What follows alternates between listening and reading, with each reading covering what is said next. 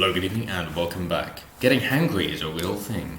Scientists find not eating and working on an empty stomach leads to rash decisions and impatience. And I know this is a break from what I normally upload because this isn't political in the slightest, but it is simply coherent with my underlined ideology of, or intent of trying to better the individual for their own happiness and fulfillment.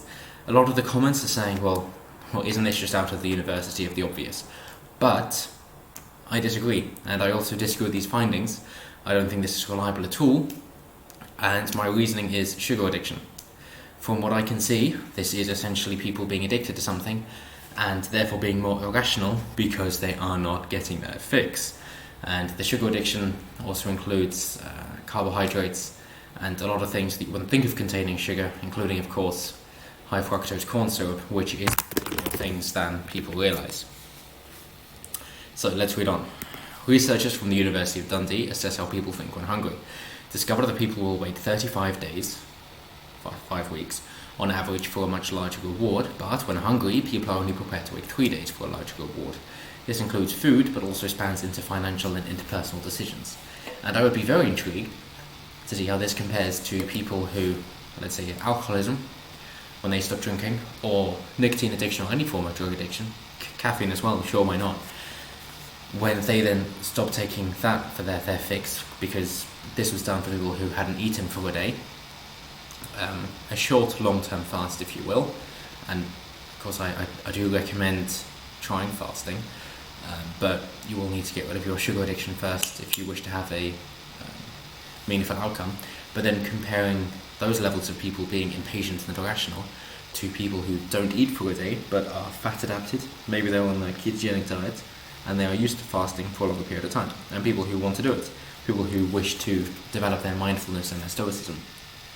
I am a big fan of OMAD, which is 1 meal a day, and I'm trying to get back into it, and have nearly succeeded. It's just the bloody milk in the coffee to keep me awake through the day. I just need to get rid of that, and then hey, we'll be balling. Get rid of coffee as well, because anything external isn't good other than water. So let's cut that down as well, and then we'll be golden. But once that's done, hey, we'll be back to OMAD. And if you want more details of that, look up the channel What I've Learned on YouTube. I believe it's called Longevity and Why I Now Eat 1 Meal a Day. So reading on, getting hangry and operating on an empty stomach can lead to poor decision making, a study has discovered. Yes, and this is sugar addiction. Try cutting out carbs, it will suck for the first few days, and you will be hangry. Funny that, if you go on the ketogenic diet, because you won't be fat adapted, but you will be eating, so explain that if it's just down to hunger. Oh wait, it isn't. Researchers at the University of Dundee assessed how hunger alters people's decision making and found it causes people to make significantly different choices. Oh, and I don't mean caloric restriction. No, I mean time-restricted eating.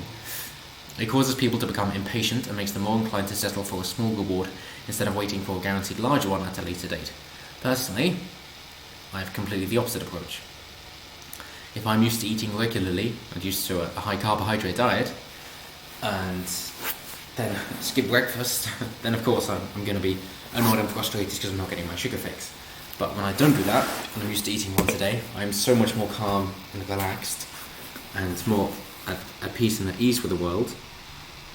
It's similar to any other addiction, alcohol, nicotine, drugs, whatever. It's the same sort of thing.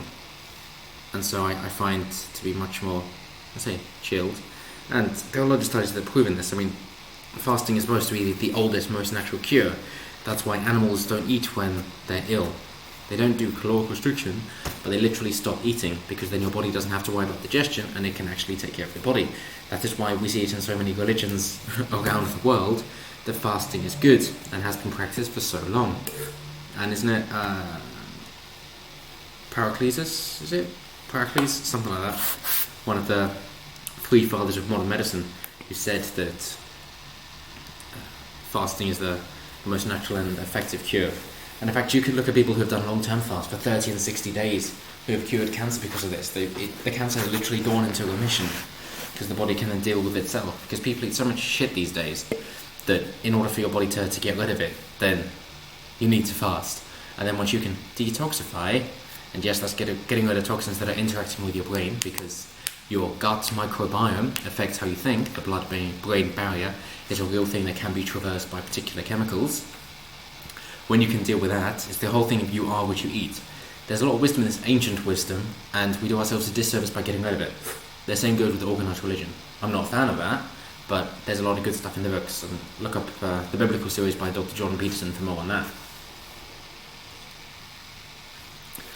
So, they're saying it includes food options, but also seeps into bigger decisions, such as financial options. Yes, they're talking about addiction, they're not talking about hunger. It's very different. This is, what is hunger? And they go on to mention ghrelin in particular. Another hormone implicated in hunger control is ghrelin. And for satiation, in case you're wondering, is leptin. So if you increase your leptin, decrease your ghrelin, you're golden. And it's that simple. And it isn't to do with caloric restriction or any fancy diet. If you can just manipulate your hormones like that, then you're fine. Same thing with insulin. Surely you think, oh, insulin, that's good because the diabetics need that because they need to control it. So, oh yeah, right. Except that actually insulin sensitivity is a good thing. You don't want insulin. The point is that insulin is a weight gainer, so you can use it to manipulate your body after workouts, so you build muscle, for example. That's a positive way. But ordinarily, if you eat a lot of sugar, anything that creates a large insulin response, and fat is the only thing that doesn't, even though it's the most calorific dense at 9 calories per gram instead of 5, like carbs and protein, and alcohol is 6, something like that 4, then if you decrease your carb and protein intake so that you're not getting that insulin response, you increase your insulin sensitivity, at which point your energy levels are more natural and easily maintained as well. Again, why the ketogenic diet can go to not only help manage diabetes without the need of medication, but can also reverse it, especially if you get diagnosed with pre-diabetes and wish to try and revert it before it's too late. Try ketosis. Try cutting it. The carbs there, just curb the carbs. But let's read on. Dr. Benjamin Vincent led the research and asked 50 participants various questions about food, money, and other forms of reward. Yes, survey study is brilliant. I would also recommend looking up Dr. Rhonda Patrick. Yes, that's my expert against your expert. So the participants were quizzed twice, once while famished, and again when stuffed with food, probably when they were feeling sleepy and didn't really give a shit. It unsurprisingly found the people who skipped meal accepted sooner and smaller food rewards, but satiated people did not. Hang on. Isn't that good? That you'd actually accept smaller food? So hang on, as in fasting shrinks your stomach and then you don't want to eat so much? Well, this sounds perfect to me, but you're saying as if it's a bad thing. I'm clearly misunderstanding. People offered hypothetical rewards, they can have it now, or twice as much in the future. When eating normally, yes, it was 35 days instead of 3. Yeah, cool. The most surprising result, according to the researchers, was that the effect of short-sighted decisions expands beyond food-related questions. The researchers found that being hungry actually changes preferences for rewards entirely unrelated to food. But I think it's much better to say hangry here, instead of hungry, because it's an addiction, not hunger. We wanted to know whether being in a state of hunger had a specific effect on how you make decisions only relating to food, or if it had broader effects, and this research suggests decision-making gets more present-focused when people are hungry, said Dr. Vincent. Okay, let's see, for example. Who do we know who's done long fasts? You could say Jesus, whether or not you believe some of God, don't care. 40-day fast, and that's when he had greater temptations for the immediate. Did he cave into them? No, he saw the longer picture. Oh, okay. What about the Buddha? And his fasting? Well, that's then to reach enlightenment, and it's to better understand yourself. Okay, through Ramadan, it's the same thing. The idea is to get closer to God.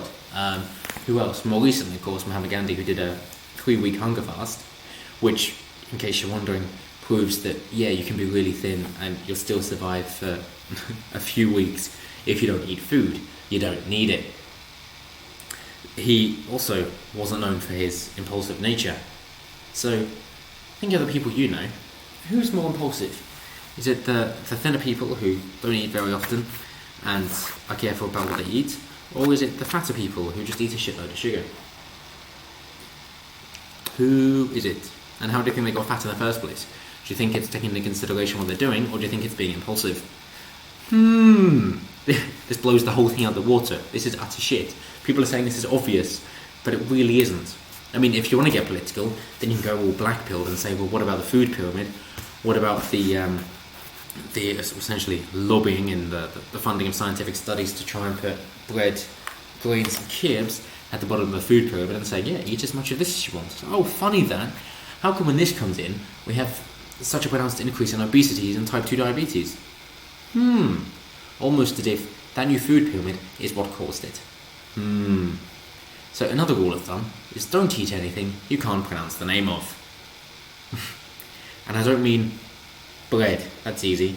I mean, what goes into it? What about all those those chemicals? What does that mean? And I mean ingredients, not chemical components, right? So you can't say, well, I can't have a mango because I can't pronounce all the fancy terms that describe the type of fructose and glucose and sugars within this fruit. It's not what I'm referring to.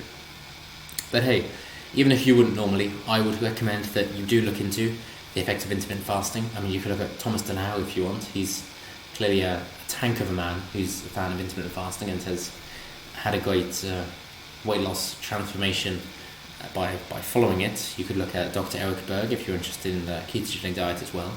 And just take a look into it. It's not something you would normally do, but instead of looking at news or soaps or whatever it is that you normally do, just spend 10-30 minutes looking up intermittent fasting.